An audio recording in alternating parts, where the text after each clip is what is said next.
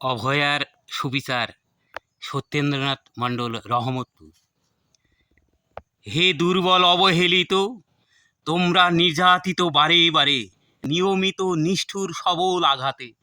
ওপরের স্তর হতে ঘটে বজ্রপাত, মৃত্যু সেল হয়ে ঢুকে তোমাদের জীবনে। কচি ফুলের সৌরভ, জীবনের গৌরব, সব অধিকার ছেড়ে বিনা বাক্যে ঢলে পড়ো মৃত্যুর কোলে। কোন বাধ্যতায়? ছিল না কোনো দাবি বিশাল অট্টালিকার, ছিল না কোনো দাবি বিলাসী জীবনযাত্রার।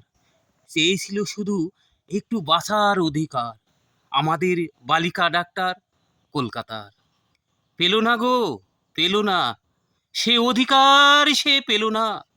মৃত্যুর কবলে করুণ আর্তনাদ তাহার, পারিত করিতে আর্দ্র নিষ্ঠুর সাপদের হৃদয় যন্ত করুণা রসে।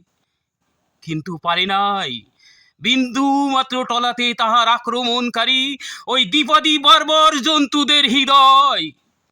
অভাগীর মরণের সমস্ত যন্ত্রণা হৃদয়হীনদের হৃদয় ত্রন্তির একটি বিন্দুতেও যদি মিলিত হতো, তবুও হতো না কোনো হৃদয়ের পরিবর্তন, ফিরিত না তারা মানবের কুলে, এতই ভয়ঙ্কর নিষ্ঠুর।